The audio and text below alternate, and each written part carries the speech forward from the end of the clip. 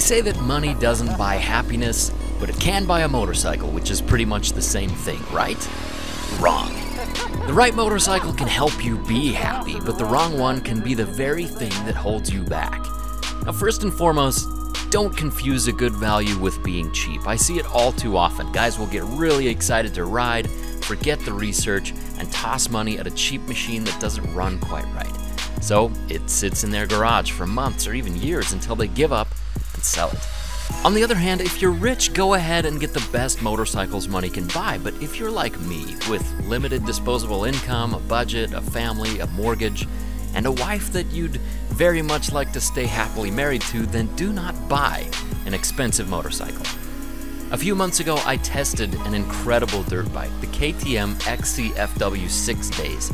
I was boggled by how good it was, but at over $10,000 used, I've wondered if a bike like that would truly be worth it to a rider like me, and this video is the result of all of that braining. And the summary: if you're middle class, the more money you spend on a motorcycle, even if the motorcycle is actually better, the less fun you may have. And here are 6 reasons why. First, your job probably involves hard work, doing something that you wouldn't do if you didn't have to, at a place you'd rather not be at, using up your valuable and quite finite time. Naturally, the more money spent on a motorcycle, the more you worked for that motorcycle. The less expensive your bike, the less time you spend paying for it, and the more time you have to ride it. The more you ride it, the more skill you develop.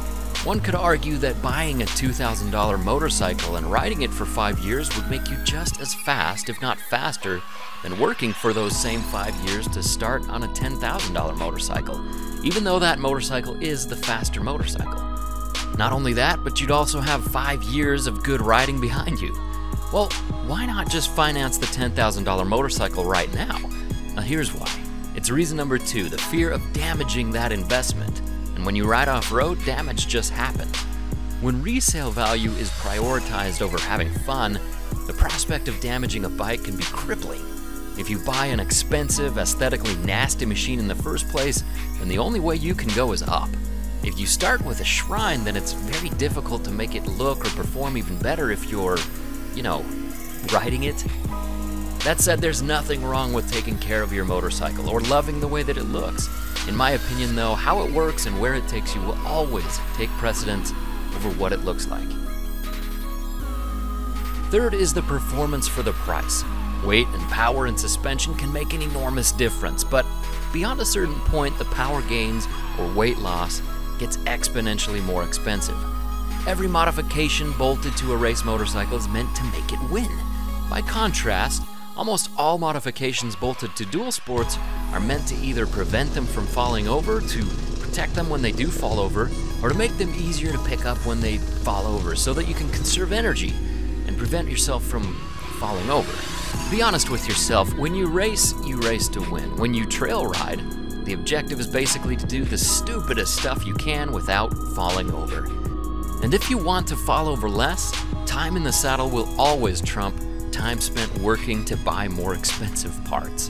The fourth reason may sound stupid, but it's a basic economic principle. The more you spend on a motorcycle, the less you have to spend on other things like gear for riding the motorcycle and trips that you can take on the motorcycle, and flowers for your wife because she's awesome for letting you get a motorcycle.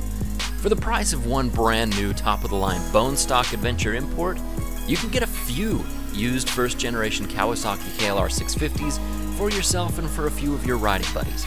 Then pay for all of your gear and go putt around South America for a few months. In both cases, you have a motorcycle, but in one scenario you have adventure written on your tank, and in the other scenario you have adventure written in your heart, in your mind, and in your life's journal, not to mention the amazing bond you'll have with your friends. Now, I'll be honest, I'd absolutely love to have a brand new adventure motorcycle. I'd love to have that KTM 6 Days. There's nothing wrong with owning a brand new GSA or 1290 or Multistrada. If you have the means to get the best, then get the best. But if the price of one of those motorcycles delays or prevents you from checking off your bucket list, then there's been a mistake. Now, about that bucket list, is it filled with motorcycles to own or experiences to have? You don't need the world's greatest, newest, bestest motorcycle to have fun or check off your bucket list, and that is the fifth reason. A major bucket list accomplishment for many an adventure motorcyclist going around the world has been done on everything from ancient Harley Davidsons to Honda Super Cubs. Seriously, people do it on pedal bikes with their legs. So the sixth reason is variety. What if you pick up a brand new kitted out adventure tourer and realize that you'd rather spend more time in the dirt? Or you get a brand new dirt bike and wish you could handle more slab? Off-the-lot depreciation means that you'll take a significant financial hit if you change your mind about what you want to ride. Well, when you buy a used bike, you can ride it for a while, see what you enjoy most, and if you want to change it up, you can sell it or trade it quite easily. And if you want both a dirt bike and an adventure tourer, go for it. Why have just one expensive toy that you're afraid to break when you can have several inexpensive toys that are loved and used and hold their value, and each one is specialized to the riding you are in the mood for? Not only that, but it is rad to have a garage full of spare bikes to get your friends hooked too. So the way I see it, you can get a shrine or you can get an adventure machine. You can get a liability, which you're constantly worried about losing your investment, or you can get a real asset that pays enormous dividends every time you ride it, and might even make you money if you sell it. You can have something that looks good sitting in the garage, or you can get something that looks utterly heinous, but against backdrops like this, who cares? Thank you so much for watching. If you enjoyed this video, make sure to subscribe for more videos like this. And as always, a huge thanks to the patrons and producers that make these videos possible. It's been awesome to get to know you guys in the producers only group and see the builds and the adventures and the friendships that have been made. Much love, ladies and gentle tubers. eveRide out.